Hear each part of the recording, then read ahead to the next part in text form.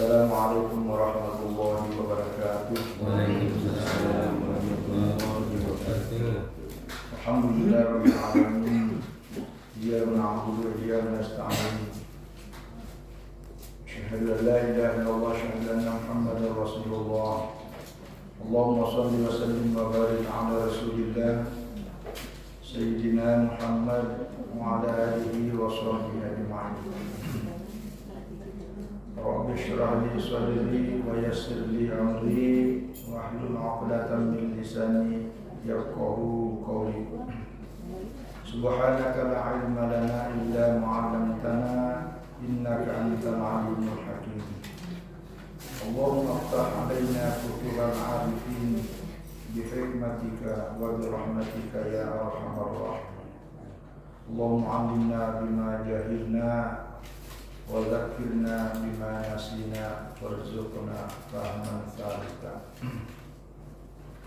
Alhamdulillah, jamaah Surah Babul Jannah dan seluruh warga komplek Dinasti Indah, kami muliakan, senantiasa dirahmati Allah Subhanahu wa taala. Alhamdulillah, kita senantiasa bersyukur, berterima kasih kehadirat Allah atas segala nikmatnya. Kita diberikan kesehatan, kekuatan dan kesempatan, terutama hidayah dan taufik. Alhamdulillah, kita sudah melaksanakan salat subuh berjamaah sebagaimana biasa hari Ahad. Pada subuh ini kita lanjutkan dengan nambah sedikitlah, cas-cas informasi pengetahuan. Kali ini kita bahas masalah menggunakan kitab Al-Fiqh Al-Islam wa Adillatuhu. Ini karangan Syekh Wahab Az-Zuhaili.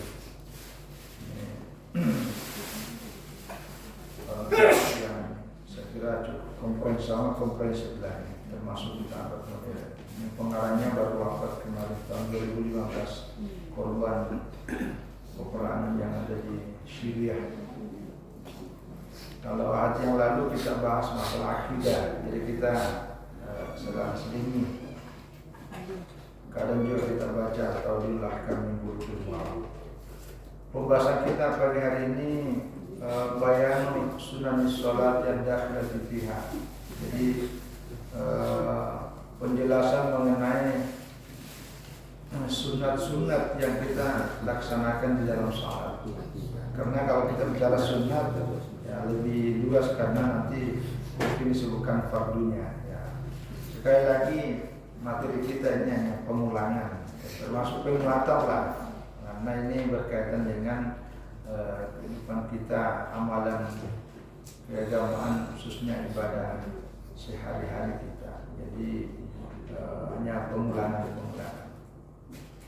Dalam kitab ini saya kira yang dimaksud dengan sunan sholah hiyal aqwal wal af'al allati yusabu fa'iluha wa la yu'aqabu tarikuha.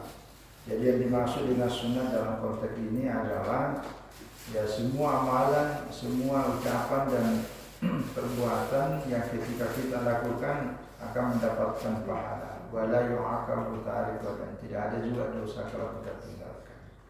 Jadi wala tunjabaru idza tarakat bisujudi sahwi, dan juga kalaupun kita tinggalkan maka juga tidak harus ditebus dengan sujud sahwi. Wala tabtulu sholatu bitarki, dan salat pun juga tidak batal kalau kita tinggalkan amalan secara sengaja. Nah, ini sunat hayat meliputi. Karena kalau sunat abu'ad, jadi sunat ini secara umum ada dua, sunat abu'ad dengan sunat al-hayat. Kalau sunat abu'ad itu masuk kategori sunat, tapi kalau kita tidak laksanakan itu harus ditebus dengan sujud sahwi. Tapi kalau yang ini yang masuk kategori sunnah hayat secara umum. Yang pertama adalah raful yadani litahrimah, jadi mengangkat kedua tangan pada waktu takbiratul ihram. Jadi takbiratul ihramnya itu yang pokok, yang fardu, tetapi diiringi dengan mengangkat tangan, nah itu yang masuk kategori sunat. Ya, la khilafa fi istihbab raf'il yadaini inda takbiratul ihram di iftitahis shalah. Tidak ada perbedaan di kalangan para ulama mengenai disunatkannya mengangkat kedua tangan pada saat kita takbiratul ihram sebagai pembuka dari sholat kita. Ya, wadzalika halu al-mankibaini indal Malikiyah wa Syafi'iyah. Jadi kalau dalam mazhab Malik, dalam mazhab Syafi'iyah itu sejajar dengan ya kedua mankibaini ya. Wa khayyar indal Hanafilah fi rafna ila qurra udhunaini atau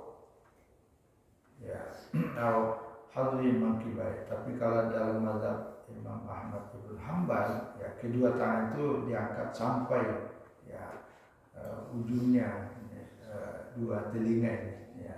Jadi kalau ada yang begini ya itu biasa mazhab Malik karena dia ukurannya ini mankibai ya bahu. Tapi kalau dalam mazhab Imam bin Hanbal ini telinga itu ukurannya. Jadi kalau ada yang begini, ada yang begini ya diam aja, nggak usah berkelahi. Ya, pertama juga ini sunat, sekali lagi sunat ini dalam konteks kelengkapan dan pendekatan dari nilai-nilai, ya tidak mempengaruhi sampai sah dan tidaknya. Ya, waqala al-Hanafiyah dalam mazhab Hanafi juga yuhadi ar-rajulu bi ibhamaihi ya uzunaihi. Nah, itu sejajar dalam mazhab Hanafiyah. Ya. Watar format adalah mangkibai mafaka. Tapi kalau perempuan nah ini baru, kalau laki-laki bisa di sini. Itu agak ada sedikit perbedaan. Jadi sekali lagi watar format itu adalah mangkibai ma. Jadi kalau perempuan ya, tapi kalau laki-laki ya. Jadi kalau Ibnu Qudamah ini salah satu ulama dalam mazhab Ahmad bin Hanbal. Wa ma'nahu ayaqulu bi atrafi asabi'ahu dzalikal ma'ruf. Wa qala an-Nawawi ma'nahu an tuhad atraf asabi'ahu a'la dzunub. Jadi kata Imam An-Nawawi ini ulama besar dalam mazhab Syafi'i itu a'la dzunub, di atasnya sedikit dari kedua telinga yang ujungnya. Jadi inilah yang banyak kita biasa kita pakai, ada juga begitu. Jadi sekali lagi ini bagian dari sunat ya, sunat. Kelebihannya kitab ini karena hampir semua item-item pembahasan itu selalu diiringi dengan dalil. Makanya itu judulnya Al-Fiqh Al-Islami wa Adillatul. Nah, misalnya sini wa dalilul al-Hanafiyah, dalil yang dipakai oleh mazhab Hanafi. Hadis Wa'id bin Hujr annahu ra'a an-nabiy sallallahu alaihi wasallam rafa'a yadayhi hina dakhala fi shalah ya kabbara wa sabbihima wa sabbahuma ya hiyala udhunaihi. Jadi Wa'id bin Hujr pernah melihat Nabi sallallahu alaihi wasallam ya ketika melaksanakan salatnya ya beliau mengangkat kedua tangannya ya, lalu bertakbir lalu ini mensejajarkan. Hadis Al-Bara bin Azib karena Rasulullah sallallahu alaihi wasallam idza shalla rafa'a yadayhi hatta takuna ibham hidha udhunai. Ya sama juga. Jadi Rasulullah sallallahu alaihi wasallam ya ketika sholat beliau mengangkat kedua tangannya ya sampai ya kedua ujung jarinya itu ya sejajar dengan. Nah, jadi hadis di sinilah jadikan dasar bahwa mengangkat kedua tangan itu adalah sunat.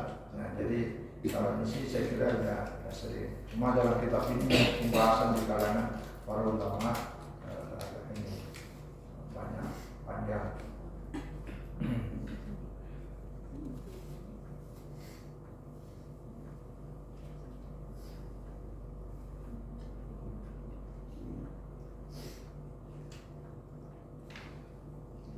Ya zaman raf'an. Jadi waktu-waktu kita mengangkat ya,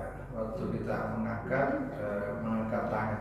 Jadi waktu raf'il asandal Hanafi annahu yarfa'u wa summa yukabbiru lianna fi fi'lihi nafiyal kubra an ghairillah. Jadi salah satu hikmahnya juga mengangkat tangan itu untuk meningkatkan ketawaduan. Nah, jadi dalam mazhab Abu Hanifah inilah yang paling diangkat tangan. Ya. Setelah itu baru bertakbir. Ya, karena dengan mengangkat tangan itu adalah bagian dari ya untuk menghilangkan rasa ketakaburan. Ya, Waqala al-Malikiyah dalam mazhab Imam Malik ya turfa'ul yadani mabsuut tata'ini. Jadi ketika kita mengangkat tangan, kedua tangan itu dibuka ya. Ya zuhuruhuma lisamai wa butunuma lil abdi ala sifatil khair. Inda syuru'i fi takbiratil ihram la inda gari ya, tapi tidak lain. Jadi kedua tangan terbuka, jadi tidak kalau ini kan digenggam, jadi tetap terbuka. Cuma lahirnya itu ke langit, lalu batinnya ke bumi. Jadi tidak ini. Kalau ini dalam mazhab ini ya Malik ya. Jadi agak-agak gini. Jadi kan biasa ada begitu ya. Nah, tapi dalam mazhab Syafi'i, wa qala Syafi'i wal Hanabila innahu yurfa'u ma'a ibtida'i takbiratil ihram wa yakun intihahu ma'al qada'i at-takbir. Jadi pada waktu kita mengangkat tangan itu dimulai ketika mengatakan Allahu Akbar. Nah, jadi Ak bersama Bar itu langsung, jadi itu bersamaan. Nah, disinilah jadi yang kita bahas ini angkat tangannya. Ya, tetapi yang paling pokok, yang sampai sibuk masalah tangan, tapi niatnya itu lupa, jangan. Karena niat itulah menjadi kata kunci.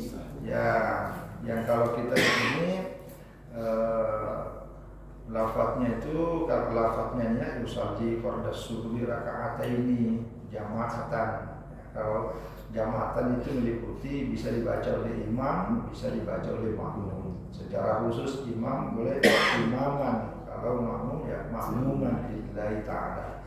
Allahu Akbar. Nah, jadi itu bacaan namanya wasilah ya, wasilah. Jadi wasilah itu adalah sarana yang membuat kita bisa lebih konsentrasi di dalam memasang niat. Ya, ini ada penjelasan di sini. Sebenarnya bacaan itu mayoritas ulama disunatkan. Ya. Kenapa? Karena bacaan yang ada di lidah ini itu akan membantu memudahkan konsentrasi hati kita bisa niat lillahi ta'ala. Ya, jadi tidak usah masalah bid'ah, tidak ada hadisnya, tidak ada ayatnya. Karena itu wasilah namanya, ya, sarana. Itu. Jadi itu pokoknya situ, tapi bersama dengan angkat tangan ini. Itu ya, ini dalam mazhab Syafi'i dan Hanabilah. Nah, wala yasbiqu ahaduhuma sahibahu. Jadi faedah pada takbir hatta yadai. Jadi ketika takbirnya selesai ya turunlah.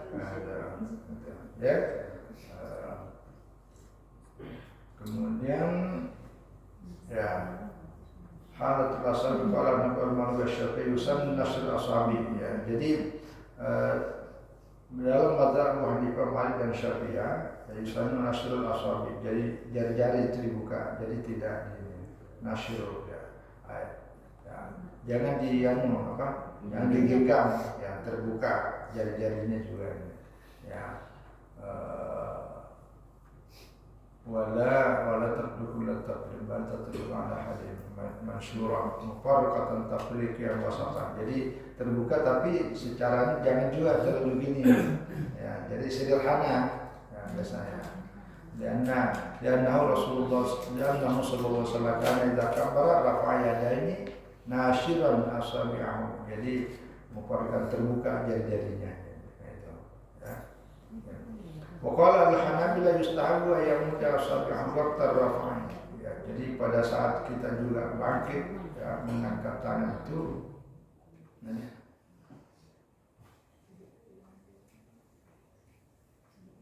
ya. Terus rafu yadani fi ghairi takbiratil ihram. Ya, jadi mengangkat tangan ini selain takbiratul ihram juga. Jadi dalam mazhab Abu Hanifah wa qala Hanafi wal Malikiyah la yusammu raf'ul yadaini fi ghairi ihram inda ruku' aw irfa'ain. Jadi tidak disunahkan mengangkat kedua tangan selain takbiratul ihram. Ya, selain takbiratul ihram pada waktu ruku dan bangkit dari ruku. Dan dalam ya, ini bedanya ya. Jadi kalau ada orang misalnya ya bangkit atau mau turun mau ruku, bangkit dari ruku tangannya tidak diangkat, itu bisa jadi mengikut dalam pandangan mazhab Hanafi ya, karena hanya takbiratul ihram yang diangkat ya, karena memang ada riwayat yang dipakai. Nah nanti qala Asy-Syafi'i wal Hanabila, dalam mazhab Imam Syafi'i dan Hanabila ini yusannu raf'ul yadaini fi ghairil ihram, selain pada waktu kita takbiratul ihram adalah inda ruku wa inda rafa. Jadi pada waktu kita mau ruku ya, jadi setelah selesai membaca surah, baca Fatihah lalu baca surah, lalu kemudian sebelum kita turun kita angkat tangan seperti pada waktu kita takbiratul ihram.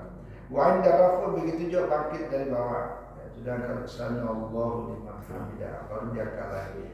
Hati-hati inda li'tidal. Ya, lima sabata an sunnati al-mutawatirah Al-Wahid wa Ashrina Sahabiyah. Ya, jadi ada 21 sahabat dan ini hadisnya mutawatir. Ya, ya di antaranya minna al-hadis al-muttafaq alaihi an Ibnu Umar qala kana Nabi sallallahu alaihi wasallam, adalah Nabi sallallahu alaihi wasallam idza qama ila sholati rafa'a yadayhi hatta yakuna ya bihadhi mankibayhi thumma yuqaddam. Fa idza arada ayyarka'a ya rafa'ahu misla dzalik wa idza rafa'a ra'sahu min ar-ruku' wa rafa'ahu huma kadzalika aidan wa qala sallallahu liman hamidah rabbana lakal hamd. Jadi ada 4 posisi mengangkat kedua tangan. Pertama takbiratul ihram, yang kedua pada waktu mau ini ruku, kemudian bangkit dari ruku ya, bangkit dari ruku. Jadi itulah waktu-waktu kita mengangkat tangan. Ya. Wa adaba Syafi'iyah bisawab indam kama qala An-Nawawi. Dalam Imam An-Nawawi juga dikatakan innahu yusta'ab wa raf'aidan indal qiyam min at-tasyahhud awal. Jadi udah kena 4. Kalau tadi kan 3 takbiratul ihram, ruku, bangkit dari ruku sudah 3. Nanti kalau selesai tahiyat awal, nah kita naik, itu juga itu yang 4. Itu disebutkan dalam Imam An-Nawawi. Itu yang pertama ya, mengangkat tangan. Yang kedua luqat ihram tadi ihram imami. Nah, ini penting. Ya, jadi diusahakan ya takbiratul ihramnya makmum ikut ke takbiratul ihramnya imam, tapi dalam jadi jangan terlalu jauh. Qala Nabi sallallahu alaihi wasallam di qauli sallallahu alaihi wasallam idza kabbara ay al-imam idza kabbara al-imam fakabir. Yang bisa Allah yaqulu al-muqtadim illa Allahu akbar qabla faragil imam. Jadi cuma ini kalau di sini nih sebelum selesai takbiratul ihramnya imam kita sudah takbir. Bahkan kalau bisa muqarrar, jadi hampir bersamaan tapi tidak mendahului. Itu lebih bagus. Kalau kita ini kan pas begitu selesai Allahu Akbar, langsung kita takbir. Artinya makin berdekatan takbirnya makmum dengan takbirnya imam, itu lebih afdal, lebih utama. Dan kelamaan. Ya, apalagi kalau kita sudah berdiri lama, kita sama-sama berdiri imam, lalu kemudian kelamaan kita posisi itu imamnya sudah baca Fatihah, kita belum takbiratul ihram. Itu lebih, jadi lebih berdekatan waktunya itu lebih bagus. Ya. Yang ketiga wadul yadi al-yumna ala zahril isra. Jadi meletakkan tangan kanan ini ala al-isra, tangan ini. Ya. Nanti posisinya sini juga bermacam-macam. Ya. Tapi ini sih udah biasa. Jadi ada 3 sini nih. Kalau berdasarkan pertama ruku' ini, kemudian sini, ada juga sini. Ya, ada sini. Tapi yang paling sering ini adalah wasifatul wadi' indal Hanabila wa Syafi'iyah. Dalam mazhab Imam Syafi'i dan Imam Ahmad ibn Hanbal, ayyad'a yadahu al-yumna ala ku'i. Ya, Ya, ala kuan itu artinya sini. Pergelangan. Nah, pergelangan kiri. Au ma yaqalu ataupun yang dekat-dekatnya ya sekitar ini. Di hadis Ibnu Hajar Asqalani yang sudah dijelaskan hadis-hadis yang sebelumnya. Nah, jadi seperti itu. Ya. Jadi nanti yang banyak juga kan ada macam-macam. Nah, itu sih tidak usah dian juga. Karena wal mustahabu inda Syafi'iyah dalam mazhab Syafi'i ayyaj'alahuma, maksudnya kedua tangan ini tahta as-sadri, di bawahnya dada, tapi fauqa as-surati, di atasnya pusat. Jadi antara kalau dalam fikih itu antara baina surah wal sadri. Jadi tengah-tengah biasa aja. Ya. Mailan ila jati dasar. Dia anal qalba fiha. Dalam mazhab itu agak digeser sedikit lebih ke kiri, tidak tengah-tengah. Kenapa? Karena yasar ini sebelah kiri ini karena posisi hati ada, kalbu ada di sebelah kiri. Jadi makanya kalau ada orang sholat begini, ya nggak usah ditertawakan. Kok miring? Bukan masalah miring. Itu ada hikmah ya. Tapi kalau tengah-tengah juga ada masalah. Sekali lagi ini masalah sunnah ya.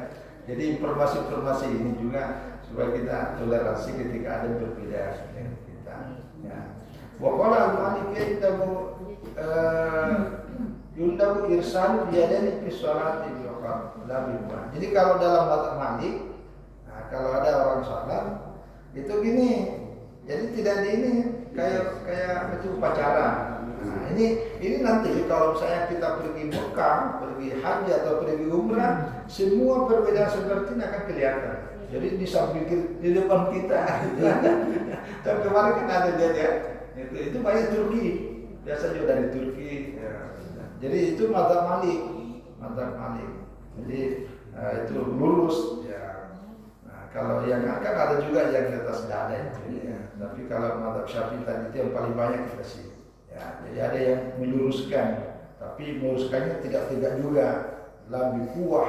Nah, tapi dianya ke bawah, menganggapnya bahwa itu lebih bisa mendatangkan kerusuhan. Ya, jadi terlepas dari itu, informasi ini menambah kita wawasan supaya kalau ada perbedaan yang biasa aja. Yang berikutnya, yang keempat, an-nazar ila mau di as-sujud. Jadi selalu menengok ke tempat sujud kita. Ya, jadi kalau salat itu tengok kemana-mana tempat sujud. Wa qala Syafi'i wa ghairuhu yustahabbu an-nazar ila mau di sujud al-musalla. Li'annahu aqrabu lil khusyuk, karena itu lebih mendekatkan kita kepada khusyuk. Marwi an bin Abbas rawat Ibnu Abbas radhiyallahu anhu qala kana Rasulullah sallallahu alaihi wasallam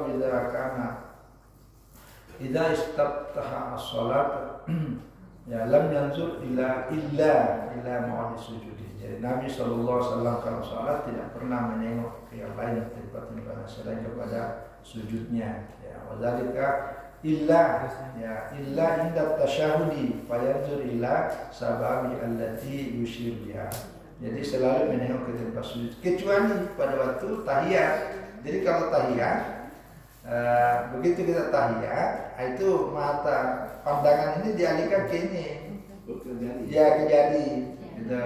Jadi sebelum itu tetap di itu tempat sujud, tapi begitu kita tahiyat, jadi kalau tahiyatnya gini. Ini dalam kitab Al-Ghazali. Jadi kalau kita baca itu bangkit dari sujud itu digenggam itu genggamannya itu membentuk angka 53. Karena ini bundar 50, ini bisa ini angka 3 dalam bahasa Arab. Nah, jadi digenggam dulu. Nanti pada saat sampai pada kalimat asyhadu an la ilaha illallah itu. Jadi kata illallah itu ada dua modelnya. Yang satu mengatakan illa, jadi begitu kecuali Allah itu bersama. Ada juga mengatakan pada saat membaca Allah. Nah itu jadi asyhadu an la ilaha illa Allah. Itu jadi pada baca Allah itulah dikeluarkan itu. Nah begitu dikeluarkan, mata yang tadinya mengarah ke tempat sujud itu dialihkan Nah itu jadikan ke sini. Apa maknanya? Gini, ini tauhid. Jadi kalau tauhid itu rukunnya ada 3. Pertama, tasdiqu bil lisani, harus mengikrarkan, mengucapkan dengan tegas berdasarkan dari lidah. Yang kedua, at-tasdiqu bil qalbi, nah itu dibenarkan dalam hati kita. Lalu al-amalu bil arkan, dibuktikan melalui perbuatan. Nah, ketika kita mengucapkan asyhadu an la ilaha illallah, itu 3 itu terpadu. Jadi pada waktu baca syahadat itu langsung dalam hati kita, saya bersaksi bahwa tiada Tuhan yang wajib disembah dengan sebenar-benarnya kecuali Allah yang Esa. Jadi ini simbol tentang menunjukkan Allah itu Esa. Jadi itu 3. Nah, itu dalam mazhab biasa dijelaskan dalam Al-Ghazali. Jadi mengangkatnya itu bersama pada waktu menyebutkan Allah. Nah, begitulah pandangan dialihkan ke situ. Nanti ada juga mungkin sini, tapi yang banyak di Imam Al-Ghazali. Nah, itu pandangan. Ya. Jadi pandangan ini saya tambahkan yang tidak di sini ya. Secara umum, kan ini fikih syariah, Kalau yang kita baca di itu yang kemarin ada saya buatkan juga videonya itu, dan saya juga ada tulis di Facebook, ada juga saya rekam karena menjadi dokumentasi sekaligus kita bisa mengevaluasi. Jadi perintah menghadapkan wajah itu ada 2 pengertian itu dalam Al-Ghazali, dalam Majmu' yang kami bahas kemarin. Pertama, wajah lahiriah ini itulah yang menghadap arah kiblat. Jadi menghadap ini satu wajah ke kiblat, tapi hakikatnya yang menghadap itu adalah wajah hati. Nah itu wajah hati itu yang menghadapnya kepada Allah.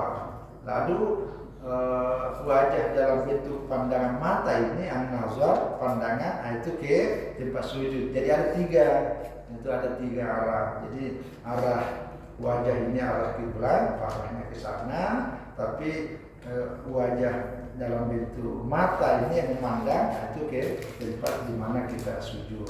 Tapi yang paling pokok adalah wajah hati, ya, wajah hati, karena itulah yang menghadap kepada Allah dan Allah juga memandangnya kepada hati. Tapi secara syariah itu harus diikuti dengan seperti ini. Yang berikut adalah doa usana. Ya, doa sana ini maksudnya doa pujian. Tapi yang dimaksud di sini adalah al-istiftah, yaitu doa istiftah. Jadi doa istiftah kalau di sini menggunakan istilah istiftah. Nah, kalau kita yang masyhur doa istiftah ya sama aja. Qala al-Malik ya, maaf ya. Jadi qala al-Malik ya yukra doa istiftah bal yukafir musalli wa yaqra. Jadi kalau dalam Malik itu tidak baca. Nah, kalau ini saya kurang juga ini. Jadi dalam Malik itu makruh baca doa itu. Dan langsung aja Allahu Akbar. Nah, langsung baca. Ya, baca Fatihah. Ya, karena ada hadisnya. Ini dipakai hadisnya. Tapi waqala jumhur, mayoritas ulama yusannu du'aul istiftahi ba'da tahrimati firrakatil ula. Jadi mayoritas ulama dalam pengertian selain mazhab Malik, jadi mazhab Abu Hanifah, mazhab Syafi'i, mazhab Ahmad bin Hanbal. Jadi mazhab yang lain itu tetap disunatkan setelah Allahu Akbar kita ada kita. Itulah yang dibacakan. Nah ini lafadznya banyak, walau siagung katsir. Jadi banyak sekali lafadznya. Al-Mukhtar yang dipilih diantaranya dalam mazhab Abu Hanifah dan Ahmad bin Hanbal. Subhanakallahumma wa bihamdika wa tabarak asmuka wa ta'ala jadduka wa la ilaha ghairuka. Ada yang pernah baca ini enggak? Jarang kan? Jadi kalau ada orang baca kita subhanallahumma wa bihamdika wa tabarak asmuka wa ta'ala jadduka wa la ilaha ghairuka. Ya, enggak usah. Itu kok ada yang lain-lain? Bukan lain-lain, memang ada. Nah, itu kalau dalam buku ada saya menulis dua buku, satu dalam tapi itu dalam ilmu hadis, dalam konteks mukhtalaful hadis. Itu paling sedikit ada 10 macam doa iftitah. Ya, ada 10 macam doa iftitah. Itu ada buku saya itu tentang mukhtalaf. Jadi mukhtalaf itu artinya hadis yang beragam. Itu Dan itu tidak perlu diperdebatkan, tinggal dipilih aja. Kalau yang banyak waktunya panjang, kalau lagi sangat sempit ya baca yang pendek. Ya, kalau sedang-sedang baca juga yang sedang-sedang. Karena semuanya Nabi perhatikan. Ini 5 rawat Aisyah. Jadi Aisyah pernah meriwayatkan sebuah hadis, beliau mengatakan kan Nabi Shallallahu Alaihi Wasallam idza istaftaha as-salat, apabila beliau memulai salat, membuka salatnya dengan membaca subhanaka Allahumma wa bihamdika wa tabaraka ismuka wa ta'ala jadduka wa la ilaha ghairuka. Jadi subhanaka itu adalah tasbih, wa huwa tanzihullahi ta'ala. Jadi subhanaka itu artinya maha suci Allah dari segala kekurangan. Ya. Jadi wa tabaraka ismuka, ya namamu Allah yang maha penuh keberkatan. Ya minal barakah wa hiya thubutul khairi al-ilahi bisyai. Jadi kokohnya ya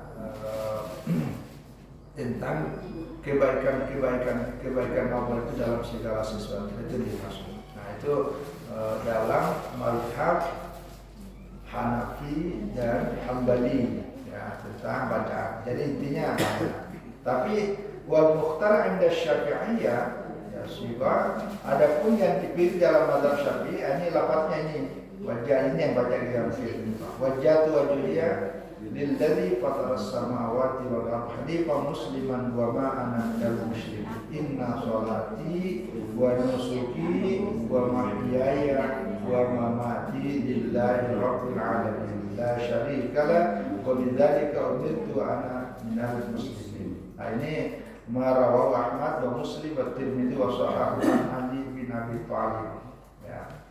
Jadi itu boleh dibaca ya.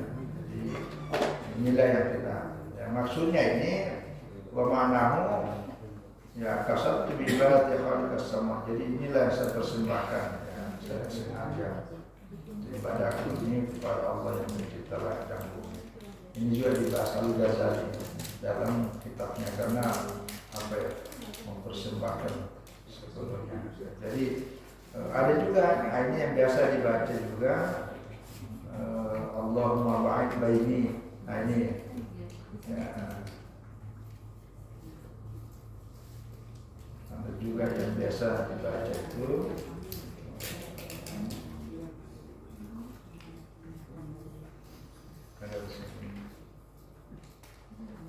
ada yang menggabung ya, ada juga yang menggabung.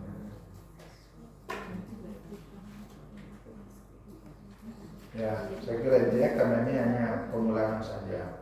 Ya, berikut lagi at-ta'awudhu ya awil isti'adzah qabla qira'ati shalah. Jadi itu disunatkan. Jadi kalau sebelum kita membaca Al-Fatihah itu disunatkan membaca a'udzubillahi minasyaitonirrajim. Ya, baru baca bismillahirrahmanirrahim. Qala al-Malikiyah yuqra wa ta'awudz wal basmalah qabla al-Fatihah was surah. Ya, kalau dalam mazhab Malik ya tadi, jadi dalam mazhab Malik itu tidak membaca doa kita, tidak baca auzubillahi, tidak baca basmalah sebelum Fatihah dan surah, baik Fatihah ataupun surah-surah yang lain. Itu mazhab Malik. Tapi kalau dalam mazhab Hanafiyah ya tahu itu di rakaatil ula faqat. Jadi tetap dibaca auzubillahi minasyaitonir rajim, baru baca bismillahirrahmanirrahim, baca alhamdulillah, tapi hanya rakaat pertama. Nah, dalam mazhab Syafi'i wa qala Syafi'i wal Hanabilah yusanna ta'awudzu sirran fi awwal kulli raka'atin qabla al-qira'ah. Jadi kalau dalam mazhab Syafi'i dan Ahmad Ibn Hanbal tetap kita baca ya a'udzubillahi minasyaitonir rajim, tapi secara sir, jangan dikeraskan ya fi awwal kulli, setiap rakaat ya sebelum membaca Fatihah. Jadi a'udzubillahi minasyaitonir rajim ya. Tapi dalam kalau Imam Ahmad a'udzubillahi samil alim minasyaitonir rajim ya sama saja. Jadi itu tetap disunahkan, jangan langsung baca Fatihah bismillah, tapi disunahkan a'udzubillahi minasyaitonir rajim ya. Baik dia imam ataupun dia makmum, tapi secara pelan. Nah, yang ketujuh adalah takmin, itu membaca amin ya, itu biasa ya. Jadi baik imam ataupun makmum, Tapi yang paling bagus sebenarnya nanti imam itu membaca amin, itu baru makmum. Ya, tapi kita tidak terbiasa begitu Allah imamnya belum mengatakan amin, makmumnya akhirnya ada amin itu. Akhirnya imamnya yang ikut ke bacaan aminnya makmum. Nah itu yang terjadi. Padahal sebenarnya tunggu dulu nanti. Tapi kan imam itu tidak semuanya baca itu, tidak semuanya. Ada imam itu waladhdallin diam aja. Padahal imam itu disunatkan juga baca amin. Dan itu kalau hadisnya di sini kan itu lebih utama. Kenapa? Karena ini ada hadisnya. Siapa yang membaca amin itu bersamaan dengan bacaannya amin para malaikat dan dosa-dosa kita diampuni. Itu ada hadisnya di sini. Jadi ini nih. Jadi wadalilu, adapun dalil digunakan oleh para ulama tentang disunatkannya membacanya adalah hadis Abi Hurairah radhiyallahu anhu, anna Rasulullah sallallahu alaihi wasallam qala, "Idza ammana al-imamu", apabila imam membaca amin, maka anda juga harus membaca amin. Fa innahu mawafaqat aminahu ta'minal malaikat. Karena siapa yang membaca amin bersamaan dengan aminnya para malaikat, ghufira lahu ma taqaddama min dzambihi, maka dosa-dosa yang lalunya akan diampuni. Jadi kalau malaikat yang ada itu kan ikut juga bersama dengan kita. Begitu selesai orang doa itu juga membaca amin. Maka kalau kita membaca amin bersamaan dengan bacaan aminnya para malaikat, itu yang punya kita. Itu dan itu ya wadah al-Hanabilah kan semata. Rafu saudi dia ya jadi dia nggak seperti biasa lah, jadi dibaca keras.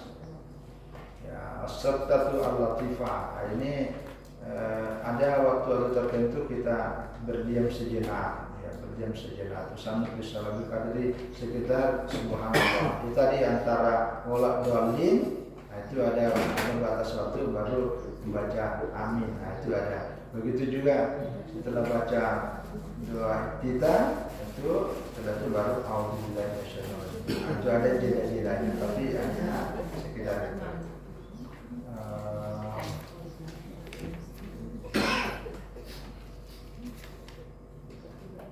Ini terakhir ya, karena ini banyak sunnah-sunnah, tapi kan kita bertahap karena tidak mungkinlah tuntas hari ini.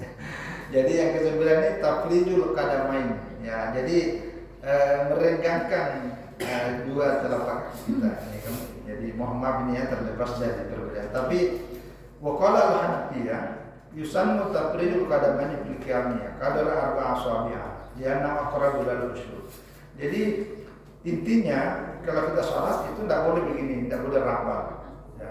Ya, kayak upacara itu siap gerak, itu rapat itu tidak boleh. Tapi harus jarak. Nah, ukurannya berapa ini? Kalau dalam mazhab Abu Hanifah, ukurannya itu hanya 4 ini. Ada 4 jari-jari. Jadi sebenarnya kalau buat kita mesti gini, tidak terlalu. Ya. Kalau dalam mazhab ini Syafi'i ya banyak kali dari shibran, jadi segini. Maka itu kalau misalnya kaki kanan ini tinggal gini aja. Nah ini, jadi kalau segini nih. Nah, tapi saya tidak tahu yang anu itu yang terlalu lebar. Itu wallahu a'lam bagi saya. Ya, padahal yang sederhana aja. Yang penting jangan rapat. Nah, tapi yang ini aja. Jadi kalau segini nih ya lumayan lah, terlalu ini. Tapi kalau mahabbah cuma 4. Ya. Jadi kalau dalam waqala al-Malikiyah wal Hanabilah yunda mutafrijul qadamain ka yakuna bihalatin mutawassitatin. Jadi hanya yang sedang-sedang aja, bihasul la yadum, yang penting tidak ini tidak merapatkan, tapi tidak juga yusimah, tidak terlalu qasiran sampai lebar sekali. Nah itu. Jadi biasa aja. Ya. Saya kira ini aja dulu, nanti selanjutnya ada baca surah, baca nanti ada kurang-kurang surah nanti ya. Ya, saya kira ini sebagai pengantar. Sekali lagi ini bincang-bincang apa yang kita sudah ulangi, tetapi untuk menambah aja, terutama kalau dari sisi dalil ini memang lengkap dalilnya masing-masing. Tapi kita tak mungkin baca semua dalilnya karena waktu sangat terbatas. Saya kira itu sebagai sebuah pengantar tradisi kerja sunnah kita pada setiap tahun subuh ini kita merupakan silaturahmi ya, kebersamaan sambil menambah-nambah informasi tentang amalan-amalan ibadah keseharian kita. Saya kira itu kepada Allah Subhanahu wa taala kita senantiasa berdoa semoga kita selalu diberikan kesehatan, kekuatan dan kesempatan terutama hidayah dan taufik. Wallahu a'lam bishawab. Wassalamualaikum warahmatullahi wabarakatuh. Waalaikumsalam. Ya, silakan dicicipi sambilan ya, silakan sambil. Waalaikumsalam warahmatullahi wabarakatuh. Banyak pertanyaan yang saya sedikit. Ya. Yang video yang pernah saya tonton di medsos itu membagi sholat ada 3. Cuman saya masih belum paham. Saya para jamaah ada 3. Yang pertama adaan, yang kedua kodaan, ketiga idaan. Untuk perbedaannya. Terus yang pertanyaan kedua, ketika kita sholat berjamaah kita harus merapatkan barisan saf.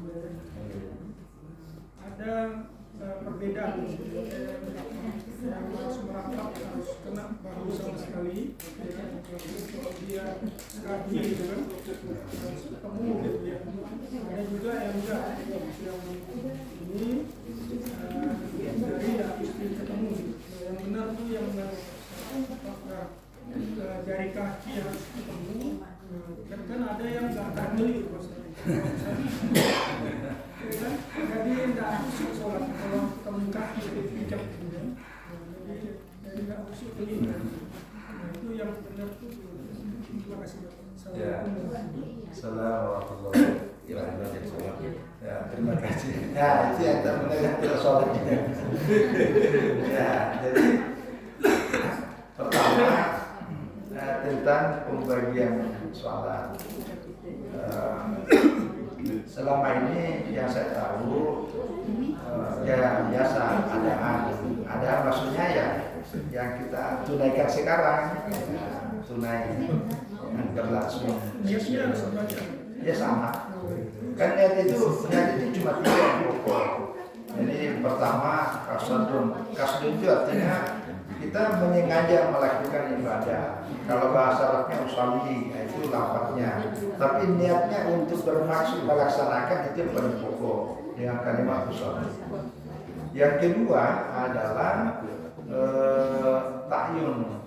Ya, ta'yun itu artinya menentukan ini sholat sunat atau fardu. Maka itu katakan usolli fardhu. Itu ya. Kalau sholat sunat, sholat sunnah. Karena kalau tidak, maka nanti tidak bisa dibedakan antara duhur dengan asar. Kan sama rekatnya. Maka itu pentingnya itu yang kedua. Yang ketiga adalah menyebutkan 5 waktunya itu, misalnya sholat pada duhurinya, kalau sholat pada asurnya.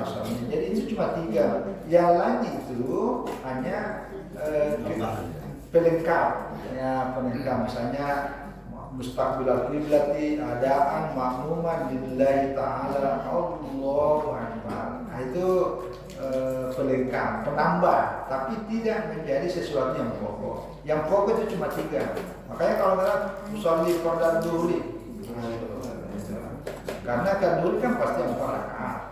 Jadi ya nanti kalau misalnya ada 4 rakaat itu sih boleh, sama dengan ini ya. Nah, kalau qadaan, ya qadaan itu artinya sudah lewat daripada waktunya, tapi kemudian membayarnya itu namanya qada. Sama dengan qada puasa, membayar puasa yang sudah waktunya sudah lewat. Tapi yang satu itu saya tidak paham itu apa namanya? Idaan. Nah, tadi kan udah. Ya, itu kalau ya saya tidak tahu. Saya tidak tahu. Yang ada kan adaan, kalau idaan saya tidak paham. Ada tidak gitu. Kan adaan, tidaan gitu. Oh, tidaan. Kalau ini tidak. Kalau tidaan tidak adaan, tidakkan. Tapi yang saya tidak tahu itu ya, saya tidak tahu itu. Mungkin ada yang dimaksud. Lalu yang kedua berkaitan dengan nanti ini tentang kita bahas nanti tentang soal masalah jamaah. Jadi tapi pada prinsipnya gini, sebenarnya benar semua. Kita dalam kapasitas bahwa ini yang benar ini yang salah, tapi semuanya benar. Yang penting jangan memaksakan, ya. Karena pada prinsipnya yang diperintahkan itu kan adalah safnya itu betul tertib, jadi lurus. Jangan ada yang samping kanan maju ke depan, samping kiri mundur ke belakang, itu kan tidak lurus. Itu pada prinsipnya itu sebenarnya. Jadi lebih kepada lurus dan tertib. Nah berkaitan dengan posisi, nah itu memang dalam banyak hadis ada beberapa. Sama dengan ini ada beberapa. Nanti ada waktunya yang kita bahas. Jadi ini itu nyambungnya sini. Jadi itu biasanya itu. Terus yang kedua itu di bawah, ya. Tetapi ini di bawah memang kalau baca hadisnya itu kan kadang bahkan ada di atasnya itu. Kita kan tidak semua orang juga bisa menyentuh itu karena gini. Jadi tidak usah dipaksakan tadi itu harus ketika kaki digeser ikut lagi sampai harus berapa. Jadi itu sih bagus ya, karena itu memang disunatkan, rapatkan gitu. Tapi kalau sudah terpenuhi di atas itu juga sudah, karena ini ada memang beberapa riwayat yang menyebutkan gitu ya. Jadi tapi intinya itu yang tadi itu lurus ya, lurus selama lurus. Yang kedua rapat selama tidak ada kondisi-kondisi yang membuat kita tidak memungkinkan untuk merapatkan. Tapi kalau berkaitan dengan kaki, kalau kaki kan ini tidak terbungkus sehingga ada yang tidak bisa tersentuh, maksudnya kaki atau ini. Karena itu juga ada perbedaan di kalangan para ulama bahwa yang sampai apa itu, yang menyentuh itu ada perbedaan karena tidak semuanya ya. Tapi ada juga menyebutkan itu dirapatkan pada rakaat pertama, nanti rakaat berikutnya tidak lagi gitu. Ya. Nanti akan kita bahas tentang sholat berjamaahnya itu. Tapi dalam konteks paling benar ya semuanya sih apa. Yang penting tadi itu jangan memaksakan sehingga orang lain terganggu. Karena ada ceritanya itu sampai berkelahi. Karena udah sholat kakinya udah digeser ikut lagi sehingga sampai kakinya sudah diinjak. Nah, itu kan baru ribut. Nah, tadinya mau sholat jadi tidak khusyuk malah berkelahi. Karena dipaksakan padahal biasa aja. Nah, sekali lagi itu sunnah ya. Jadi jangan sampai itu yang diurus namanya mengganggu orang, padahal itu tidak mempengaruhi sah dan tidak, hanya menambah ya. Makanya itu dalam ulama fikih itu membedakan antara perintah wajib dengan perintah sunat. Kalau kita tidak pakai kaidah fikih, kita pakai kaidah hadis, pokoknya Nabi memerintahkan, nanti dianggap semuanya wajib. Nah itu repot juga. Padahal tidak semua ya. Ada sifatnya wajib, ada sunat, ada anjuran. Saya kira itu ya. Allah Pak, ya. Agak membelot ini Pak. Ada Yeah. titipan pertanyaan Oh, dari ibu-ibu. Jadi kita nyampaikan juga biar. Jadi masalah musik Pak. Oh, Ini iya. kan ada yang membolehkan, ada yang tidak. Oh, iya. Nah, jadi ada ibu-ibu bertanya, tolong tanyakan apa itu hukum musik gitu kan, gitu Pak. Nah, hanya itu Pak. Ya, musik ini pada prinsipnya boleh, ya, pada prinsipnya boleh. Cuma jenisnya, caranya, dampaknya, dan konteksnya. Ya, karena kasidah itu kan bagian dari musik. Jadi ketika Aisyah Mina dalam sebuah kemah, Aisyah itu kan ada yang mendampingi ya, ada seorang perempuan dan bukan satu dua, ada berapa itu pakai itu rebana. Kalau baca kita apa hadra ya, jadi pakai rebana Terus datang Abu Bakar, Sayyidina Abu Bakar mendengar, tinggalkan ini semua, ada apa ini? Jadi begitu Nabi di sebelah karena ada takbir, kedengaran suara, ada apa? Kata Aisyah, ini Mas Abu Bakar bapaknya itu menyuruh berhenti. Kata Rasulullah, tak usah, biar kita lanjutkan. Nah, itu bahasa kita ya, lanjutkan. Nah, hadis ini hadisnya adalah Imam Bukhari. Nah, ini yang biasa dijadikan dalil oleh para ulama bahwa berwarna dan nyanyian kasidah itu bagian dari seni dan itu dibolehkan dalam agama. Tapi ketika isinya lagunya itu yang di dalamnya ada sebuah ajaran yang dianggap bertentangan dengan agama itu dilarang. Contoh, Nabi pernah mendengar syair. Syair itu kan seni juga ya. Seni apa namanya kalau syair ya?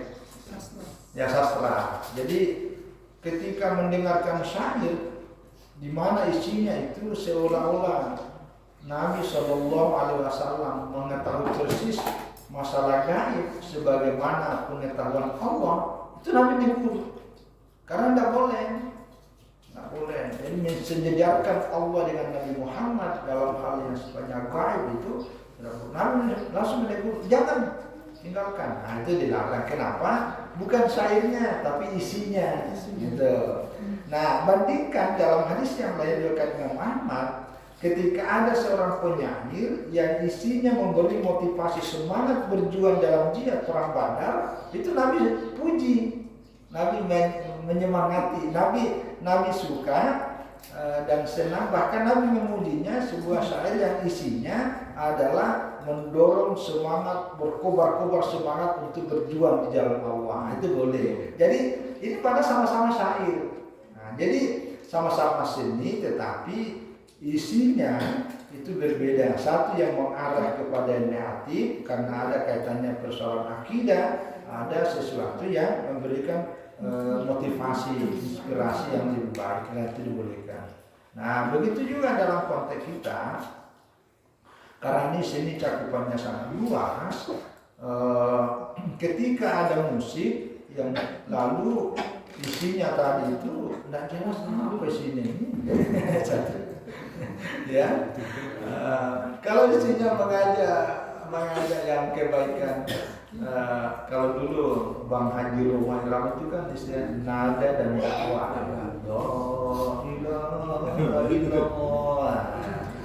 Judi itu haram, itu kan seni ya, tapi kan dakwah. Nah itu boleh-boleh saja, tetapi ketika isinya itu justru sebaliknya judi itu tak apa-apa, itu kan bahaya. Nah, itu tidak boleh. Satu isinya. Nah yang kedua penampilan. Nah ini penampilannya. Kalau penampilan dalam menyampaikan seni musik justru memperlihatkan aurat, memperlihatkan yang tidak sepantasnya, apalagi haram, maka tidak boleh. Nah, jadi yang ketiga juga dampak. Ya dampaknya mungkin dampak bagi dianya mungkin silakan aja seni gue, tapi tidak ada yang nonton. Nah itu tidak apa-apa. Tapi kalau Anda bermusik tapi suaranya ganggu tetangga, ganggu orang lain, itu kan sudah berdampak. Nah, jadi sekali lagi ada beberapa kriteria. Pada dasarnya musik itu bagian dari penyenangan jiwa. Jadi penting juga penyenangan hati. Ya, sama dengan gambar. Ya mohon maaf, ini kan seni pahat namanya ya, seni gambar. Jadi seni musik itu satu adalah.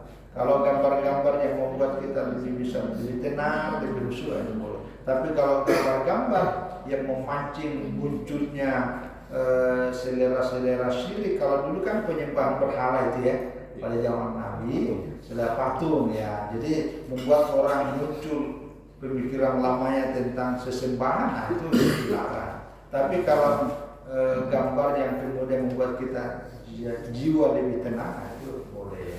Nah jadi intinya itu sih sebenarnya. Jadi sekali lagi kalau musik-musik yang membuat kita lebih tenang dan tidak ada isinya, tidak ada yang dilarang dan tidak mengganggu orang, juga tidak apa-apa ya.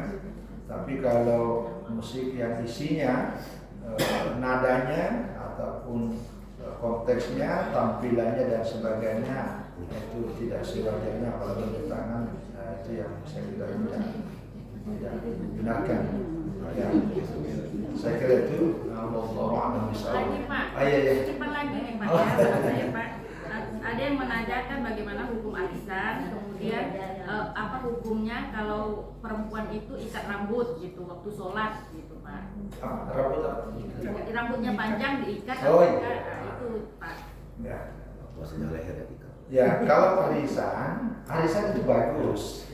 Nah, karena unsur muamalahnya ya, muamalah dan muawanah. Jadi muamalah dan muawanah. Muawanah itu artinya tolong menolong.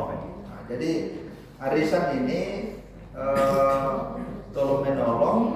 Yang kedua juga media untuk bisa bersilaturahim. Nah, itu bagus sekali. Ya. Jadi arisan itu kita mau membeli sesuatu yang harganya 3 juta, tapi mencari uang cash 3 juta, nah itu kan mungkin terbatas ya. Tapi karena arisan, nah itu 30 orang, nah itu kan bisa menjadi, nah itu. Tapi nanti gilirannya itu tidak apa-apa. Malah sebenarnya justru lebih baik.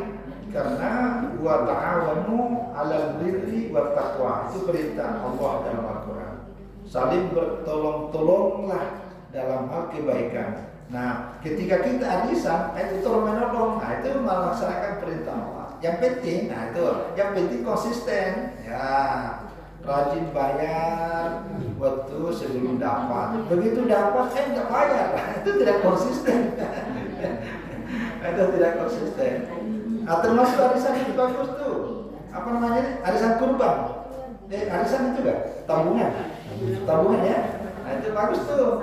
Karena kalau kurban ini cash dalam waktu sekilas itu kan agak terlalu menentukan. Tapi kalau tiap bulan kita itu boleh. Dulu ada arisan apa namanya? Umrah. Itu terlalu menolong itu.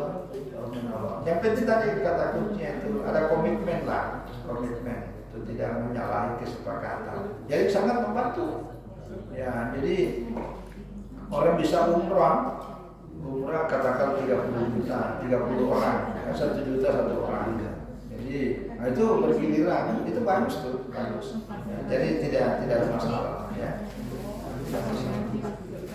Oh ya, kalau ikat rambut setahu saya sih tidak ada juga, tidak ada. Apalagi kalau misalnya rambutnya dibiarin apa itu? Terurai ke bawah, terganggu, tidak bisa khusyuk, mengganggu, itu maka diikat juga tidak apa-apa. Ya, nah, rambutnya tidak kelihatan. Udah ya bapak-bapak ibu. Ya. Ya, itu Kan itu bagian dokter. yang arisan tadi itu Ustaz. Dia sudah kena arisan, ternyata meninggal itu apakah status itu hutang ya? Iya. Dia sudah kena arisan tapi tiba-tiba meninggal. Yang kita ini apakah itu hutang atau gimana tuh Ustaz? Ya, jadi ikut dalam arisan, lalu kemudian yang bersangkutan meninggal, padahal berjalannya kan baru separuh. Ya. Nah, jadi kalau dia sudah bayar, dia sudah naik, kan dia ada kewajibannya membayar sampai tuntas. Ini kan baru separuh dia meninggal, maka separuhnya itu adalah hutang dan itu mesti dibayar oleh ahli waris. Itu ahli waris, itu wajib membayarnya itu. Nah, kecuali kalau dibuatkan kesepakatan aturan, nah itu jadi sebelumnya ada kesepakatan apabila suatu saat nanti berlangsung lalu ada meninggal di antara anggota arisan, kita maafkan saja, dibuktikan. Tergantung, jadi itu penting juga itu bagus itu dibuat kesepakatan karena bagian dari bantuan menolong kepada almarhum dan keluarganya, jadi tidak lagi dibebani.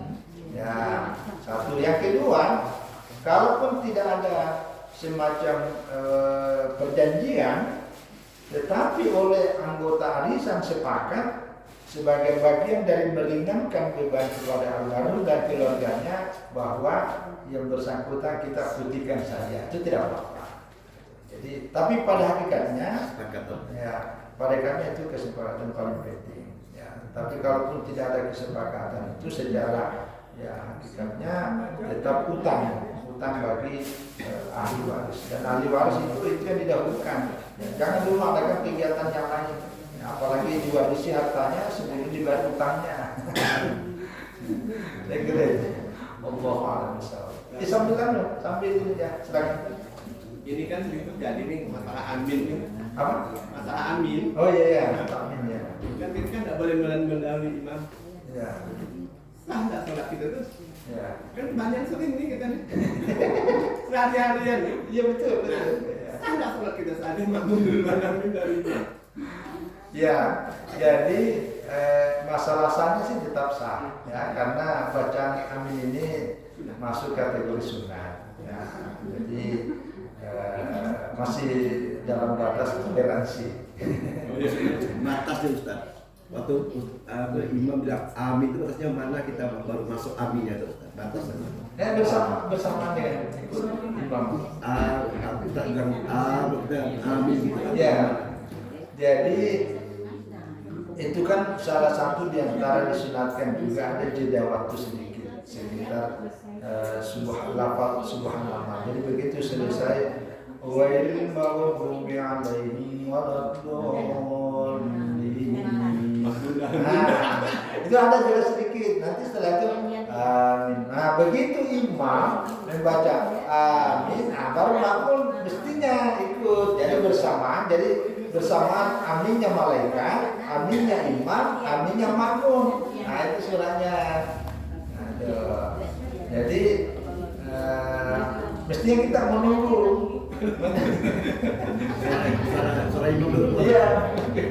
Jadi, tapi kan tidak semua imam baca amin ya. Tidak semua. Jadi kalau kita nunggu, kan imam kita baca aja, kita nggak baca gitu. Nah jadi kita baca ya, karena tidak semua ya. Jadi kalaupun misalnya duluan sedikit makmum daripada imam, tapi kan duluannya tidak terlalu lama, jadi mengikuti. Jadi tapi intinya tidak membatalkan sholat ya, hanya sunnah, jadi menambah. Akhirnya bersama malaikat ya. Ya itu malaikatnya masih toleransi juga malaikat. Coba Pak Haji menanya lagi. Oke, kalau tidak ada kita akhiri. Cicipi apa toh ini pagi hari ini banyak.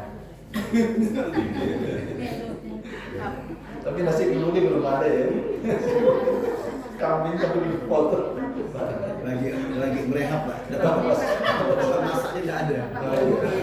Berarti nanti sudah selesai syukuran sekalian ya.